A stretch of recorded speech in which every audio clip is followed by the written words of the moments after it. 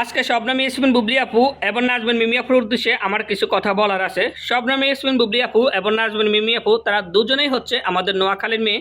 তাছাড়া তাদের family background ভালো, তারা শিক্ষিত ফ্যামিলির মেয়ে, তাদের কথাবার্তা আচার ব্যবহারে বোঝা যায় যে তারা শিক্ষিত ফ্যামিলির মেয়ে। যাই হোক, এবার আসি মূল কথা। শবনম ইয়াসমিন বুবলি আপু এবং নাজমিন মিমি আপু, কিছু মানুষ যে আপনাদেরকে মিডিয়াতে ছোট করার জন্য উঠে পড়ে লাগছে, কিছু মানুষ যে আপনাদেরকে বাংলাদেশের মানুষের কাছে ছোট করার জন্য উঠে পড়ে লাগছে, এটা তো আপনারা দেখতে পাইতেছেন। বিশেষ করে শবনম ইয়াসমিন বুবলি আপুকে আমাদের অপু বিশ্বাস ঠাকুমা সবসময় ছোট করে কথা বলে, সবসময় খোঁচা মারা কথা বলে। অপু বিশ্বাস ঠাকুমাকে যদি কোনো ইন্টারভিউতে পার্সোনাল বিষয়ে ডাকা হয়, তখন অপু বিশ্বাস ঠাকুমা সে পার্সোনাল বিষয়েও শবনম ইয়াসমিন বুবলিকে টেনে হিসেবে নিয়ে আসে। যদি অপু বিশ্বাস ঠাকুমাকে কোনো পার্সোনাল বিষয়ে কোনো ইন্টারভিউতে ডাকা হয়, সে পার্সোনাল বিষয়েও অপু বিশ্বাস ঠাকুমা বুবলিকে টেনে হিসেবে নিয়ে আসে। একদিকে অপু বিশ্বাস ঠাকুমা বলে যে আমি বুবলির নামটাও মুখে নিতে চাই না, অন্যদিকে ঠাকুমা সব সময় বুবলির নামটা নিয়েই কিন্তু মিডিয়াতে ভাইরাল হয়ে থাকে। তো এসব বিষয় তো আপনারা দেখতে পাইতেছেন যে বুবলি আপু আপনাকে অপু বিশ্বাস ঠাকুমা সবসময় ছোট করে কথা বলে।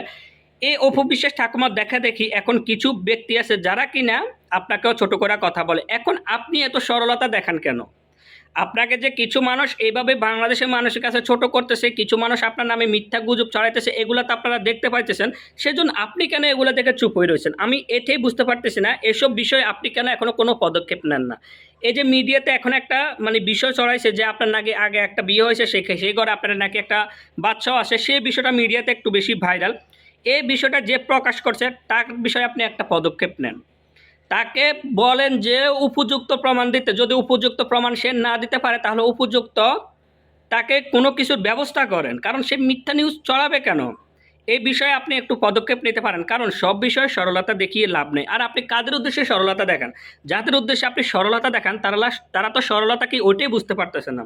সরলতার ভাষাটা কি তারা তো ওটাই বুঝতে পারতেছে না। তারা আপনার সরলতাকে দুর্বলতা মনে করতেছে, যার কারণে তারা প্রতিনিয়ত আপনাকে ছোট করে কথা বলার জন্য উঠে পড়ে লাগছে। সেজন্য বলতেছি, এ সমস্ত কিছু ব্যক্তির উদ্দেশ্যে আপনি একটা পদক্ষেপ নেন। যদি একটা ব্যক্তির উদ্দেশ্যে আপনি পদক্ষেপ নিতে পারেন, তাহলে পরবর্তীতে এরা আপনাকে আর ছোট করে কথা বলতে পারবে না। বিশেষ করে কিছু ব্যক্তি যারা আপনাকে প্রতিনিয়ত ছোট করা কথা বলে। মানুষ যেমন 3 বেলা ভাত মাছ খায়, ঠিক তেমনি কিছু ব্যক্তি আছে 3 বেলা আপনার নামে গুজব ছড়ায়। সেজন্য বলতেছি আপনি এদের বিষয়ে কোনো পদক্ষেপ নেন।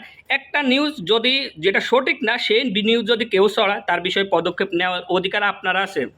যে নিউজটা সঠিক না সেই নিউজ যদি কেউ ব্যক্তিগতভাবে কাউকে পছন্দ করে বলে যদি আপনাকে ছোট করার জন্য এই সমস্ত নিউজ ছড়ায়, তাহলে সেই ব্যক্তির উদ্দেশ্যে আপনি পদক্ষেপ নেওয়ার অধিকার আপনার আছে। সেজন্য আমি বলতেছি এসব ব্যক্তিদের উদ্দেশ্যে আপনি কিছু পদক্ষেপ নেন। আপনি আমাদের নোয়াখালীর মেয়ে, নোয়াখালীর মানুষটা এত সরল সোজা না। হ্যাঁ, সরল সোজা, সবখানে সরলতা দেখিয়ে লাভ নাই। যেখানে আপনাকে এভাবে বাংলাদেশের মানুষের কাছে ছোট করার জন্য উঠে পড়ে লাগছে, আপনাকে প্রতিনিয়ত এভাবে খোঁচা মেরা কথা বলতেছে, আপনি এসব বিষয়ে যদি এখন থেকে পদক্ষেপ না নেন তাহলে পরবর্তীতে আপনি আরও বেশি পস্তাবেন। এই যে একটা বিষয় এখন মিডিয়াতে সবাই আপনার উপর দোষারোপ করতেছে, কী কারণে দোষারোপ করতেছে এগুলো আপনি এখন প্রকাশ করতে হবে। এই যে অপু বিশ্বাস ঠাকুমা সবসময় নিজের দোষ ছাড়িয়ে মিডিয়াতে এক একবার এক এক ধরনের কথা বলে, আপনিও বলতে হবে। আপনিও বলতে হবে। একটা কথা আছে না, খেলায় যদি সমানে সমানে না হয় তাহলে খেলা জমে না। খেলা কিন্তু সমানে সমানে হতে হয়, তাহলে কিন্তু খেলা জমে। এখন একজন ব্যক্তি আপনার নামে এভাবে মিথ্যা নিউজ ছড়াবে, সেই বিষয়টি আপনি শুনেও চুপ হয়ে থাকবেন, এটা কিন্তু আমরা আপনার বক্তব্য হিসাবে কখনো মেনে নিব না। কারণ আমরা চাই আপনি এগুলার পদক্ষেপ নেন। আপনার নামে কেন মানুষ এরকম এই সমস্ত মিথ্যা নিউজ ছড়াবে, এটা আমরা কখনো মেনে নিব না। যে ব্যক্তি বলছে আপনার আগে একটা বিয়ে হয়েছে, তার জন্য বা যে সমস্ত ব্যক্তিরা আপনাকে ছোট করার কথা বলতেছে তাদের জন্য আপনি একটা পদক্ষেপ নেন। আপনি যদি একটা পদক্ষেপ নিতে পারেন তাহলে ভবিষ্যতে তারা আর কখনো আপনাকে ছোট করে কথা বলতে পারবে না। আমরাও তো মানুষের উদ্দেশ্যে কথা বলি, আমরা যে সমস্ত নিউজগুলো শুনি সেই নিউজগুলোর উপর ভিত্তি করে আমরা কথা বলি। এই যে শাকিব খান যে বলছিল অপু বিশ্বাসকে একটা হিরোর সাথে হাতানাতে ধরছে, সেই বিষয়কে কেন্দ্র করে কিন্তু আমরা কথা বলি, কারণ শাকিব খান নিজের মুখে প্রকাশ করছে, যার কারণে আমরা ভিডিওগুলো তৈরি করতে সক্ষম হইতেছি।